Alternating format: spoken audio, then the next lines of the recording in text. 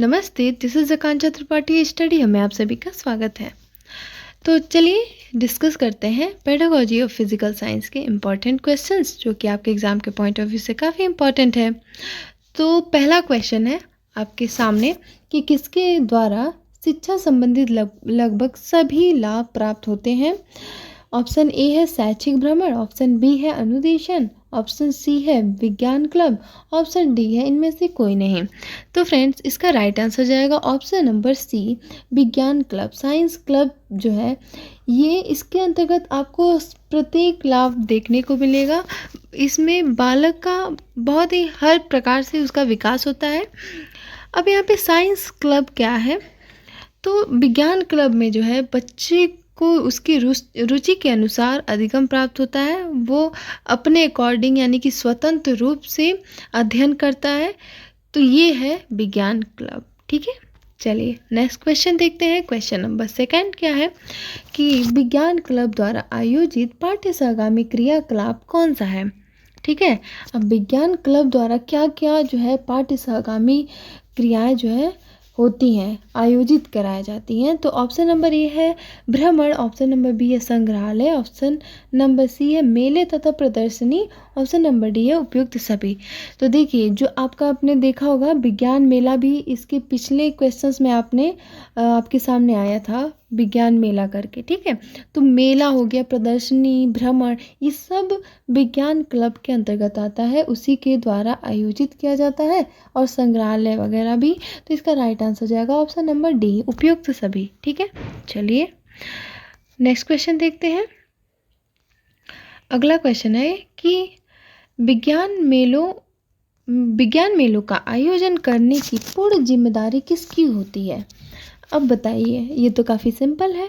Option number A है विज्ञान शिक्षक, ऑप्शन नंबर बी है ग्राम प्रधान, ऑप्शन नंबर सी है प्रधानाचार्य, या फिर ऑप्शन नंबर डी है सरकार। तो इसका राइट आंसर होगा, जैसा कि आप सभी को पता है और आपने आंसर लगा भी दिया होगा, विज्ञान शिक्षक। ठीक है, साइंस टीचर ही तो विज्ञान मेले का या विज्ञान क्लब की जो भी जिम्मेदारियां हैं उसको संभालेंगे। ठीक है, चलिए आगे देखते हैं। तो अगला क्वेश्चन है कि हमें विज्ञान मेला को सफल बनाने के लिए किस बात का ध्यान रखना चाहिए। तो हमें विज्ञान मेला को सफल बनाने के लिए संयोजक, समितियां और आर्थिक व्यवस्था सबको देख के चलना चाहिए। तो option number D is correct. चलिए आगे देखते हैं। अगला क्वेश्चन है कि विज्ञान मेले के लिए छात्रों को अपनी वस्तुएं तैयार करने के लिए कम से कम कितना दिन का समय दिया जाना चाहिए। 10 दिन, 12 दिन, 21 दिन, 15 दिन या फिर 28 दिन। तो इसका राइट आंसर होगा ऑप्शन नंबर बी, 21 दिन। ठीक है, चलिए आगे देखते हैं। विज्ञान क्लब किस सिद्धांत पर आधारित है। तो विज्ञान क्लब सीखने के सिद्धांत पर, या सरल एवं व्यापक सिद्धांत पर, या व्यक्ति का विकास के सिद्धांत पर, या समस्या समाधान पे।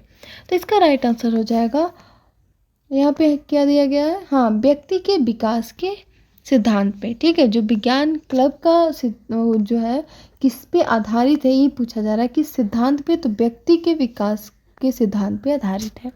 चलिए आगे बढ़ते हैं। अगला क्वेश्चन है कि पदार्थ प्रयोगशाला के लिए कौन सी सामग्री आवश्यक है।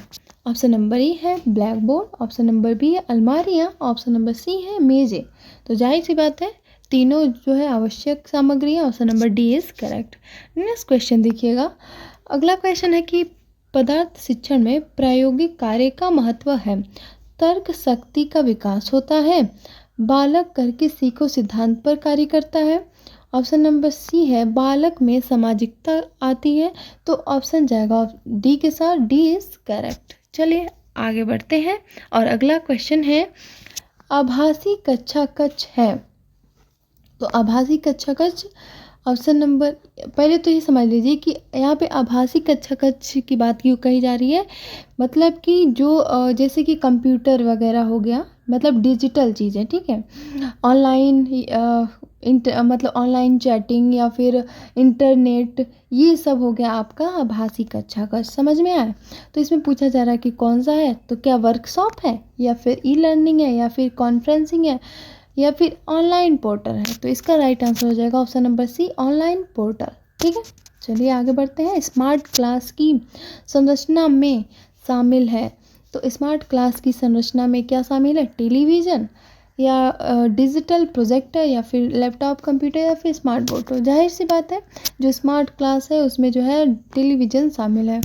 आपने देखा भी होगा कि छोटे छोटे प्लेवे स्कूल में जो है, प्लेवे में आपने देखा होगा कि बच्चों के क्लासरूम में टेलीविज़न वगैरह होता है, ताकि उससे बच्चे उसको देख के अच्छे से सीख सकें। ठीक है, चलिए आगे देखते हैं। ई लर्निंग की व्यवस्था या ई लर्निंग की विशेषताएं हैं। मूल्यांकन में शीघ्रता, अधिगम प्रक्रिया को प्रभावशाली बनाना या फिर ज्ञान प्रबंध। तो option number D is correct, उपयुक्त सभी हो जाएगा। चलिए आगे बढ़ते हैं। निम्न में से कौन सा आंसू चरित उपकरण नहीं है? मीन्स कि आंसू चरित, ये क्वेश्चन आपने पिछले वीडियो में देखा होगा। तो आंसू चरित का मतलब जो है सेल्फ, जो है स्वनिर्मित। ठीक है, मतलब खुद से जो निर्मित होती है। समझ में आ रहा है? तो चश्मे का लेंस, कमानीदार तुला या फिर आग बुझाने का यंत्र या फिर तिमाही। तो इसका राइट आंसर हो जाएगा ऑप्शन नंबर ए, चश्मे का लेंस। चलिए नेक्स्ट क्वेश्चन देखते हैं। स्प्रिट लैम्प बनाने के लिए आवश्यक उपकरण होती है, या कह सकते हैं नहीं, यहाँ पे पूछा जा रहा है नहीं है।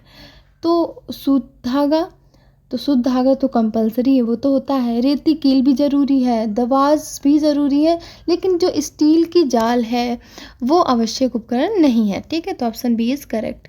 स्लाइड प्रोजेक्टर का प्रयोग होता है, क्यों होता है? तो बताना है आपको। पुस्तक पढ़ाने में, या फिर चित्र और वीडियो दिखाने में, या फिर केवल चित्र दिखाने में, या फिर केवल वीडियो दिखाने में। तो इसका राइट आंसर हो जाएगा ऑप्शन नंबर सी, केवल चित्र दिखाने में स्लाइड प्रोजेक्टर का प्रयोग किया जाता है। नेक्स्ट क्वेश्चन देखिएगा कि निम्न में से दृश्य श्रव्य सामग्री के महत्व नहीं है। ऑप्शन नंबर ए है पर्यटन स्थल को प्रत्यक्ष दिखाने में। ठीक है, इसमें दृश्य सामग्री का महत्व होता है।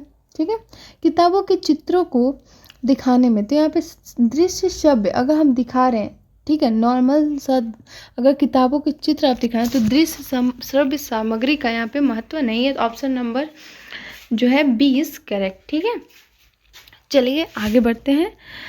बाकी भी अगर ऑप्शन देखना चाहें आप लोग तो देख सकते हैं। बाकी ऑप्शन नंबर बी है, बी दिया गया है कि वस्तुओं की आंतरिक संरचना को दिखाने में, या फिर ऑप्शन नंबर डी है कि ऐतिहासिक वस्तुओं की प्रस्तुतिकरण में। तो इसका राइट आंसर तो बी ही राइट होगा।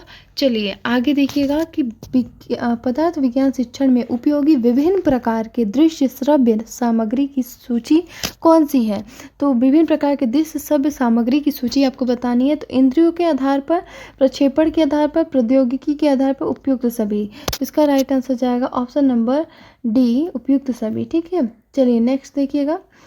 तो विज्ञान में प्रयोगशाला प्रयोग को वर्गीकृत करेंगे। विज्ञान में प्रयोगशाला प्रयोग को वर्गीकृत करेंगे दृश्य श्रव्य उपादान, या फिर गतिविधि उपादान, या फिर श्रवण उपादान, या फिर सिर्फ दृश्य उपादान। तो इसका राइट आंसर होता है ऑप्शन नंबर ए, दृश्य श्रव्य उपादान होगा। ठीक है, चलिए अगला देखिए। शैक्षिक पर्यटन से छात्रों में विकास होता है सहयोग की भावना का, ज्ञानात्मक एवं भावनात्मक पक्ष का, या फिर सौंदर्यानुभूति क्षमता का।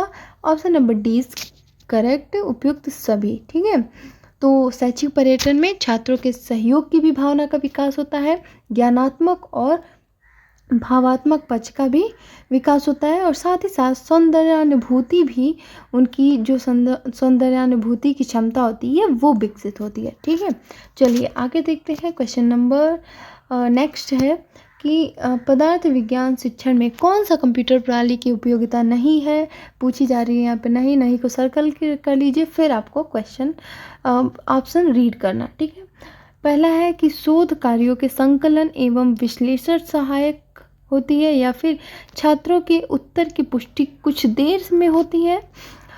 तो ऑप्शन नंबर सी है कि शिक्षक के लिए प्रभावी रूप में सहायक है, या फिर ऑप्शन नंबर डी है छात्रों को अनुक्रियाएं करने का अवसर प्रदान करती है।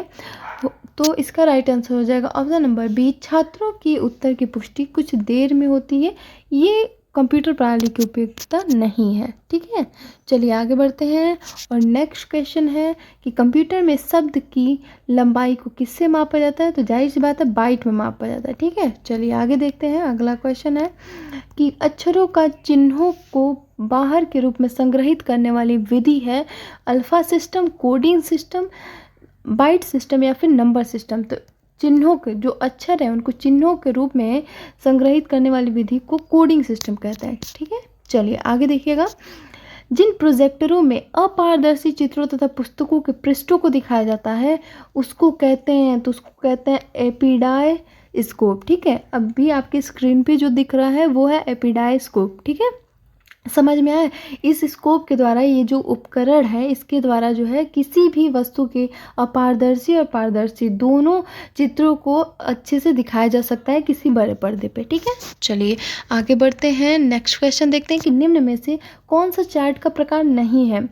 तो कालक्रम चार्ट, आनुवंशिक चार्ट, तालिका चार्ट या फिर धारावाहिक चार्ट। तो इसका राइट आंसर हो जाएगा ऑप्शन नंबर ए जो है कालक्रम चार्ट। ये चार्ट का प्रकार नहीं है। अब नेक्स्ट क्वेश्चन देखिएगा, शैक्षिक पर्यटनों से छात्रों में निम्न में से कौन सा विकास होता है? तो इसका राइट आंसर होगा ऑप्शन नंबर डी। देखो, सहयोग की भावना का भी विकास होता है पर्यटन से। उनके सेम क्वेश्चन है जो अभी रिपीट हुआ है। ठीक है, और नेक्स्ट क्वेश्चन देखिएगा। नेक्स्ट क्वेश्चन है कि विद्यालय पर्यटन प्रविधि की विकास किसने किया है? तो विद्यालय पर्यटन प्रविधि का विकास प्रोफेसर रैन ने, ठीक है, यहाँ पे रैन होगा, ठीक है, रैन ने किया है। नेक्स्ट क्वेश्चन देखिएगा, पर्यटन होता है तो पर्यटन शैक्षिक होता है, मनोरंजक भी होता है, तो उपयुक्त दोनों। Option C is correct. So guys, ये रहा आज का क्वेश्चन। आई होप कि आपको अच्छा लगा होगा। अगर वीडियो अच्छा लगे तो प्लीज़ लाइक शेयर सब्सक्राइब जरूर कीजिएगा। मिलते हैं नेक्स्ट वीडियो में, तब तक के लिए bye bye, take care, have a nice day.